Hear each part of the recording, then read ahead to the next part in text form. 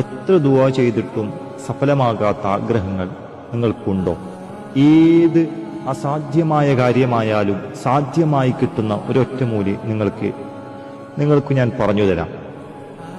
എപ്പോഴാണോ സമയമുള്ളത് ആ സമയം നോക്കി ഇത് ചെയ്താൽ മതി. അതിന് ആദ്യം വേണ്ടത് വുളൂ ആണ്. ശ്രദ്ധിക്കുക, വുളൂ എടുക്കുമ്പോൾ കിബിലയിലേക്ക് നേരെ തിരിഞ്ഞു നിൽക്കുക. വുളൂ എടുത്തതിന് ശേഷം യാസീൻ ഒരു തവണ ഓതുക.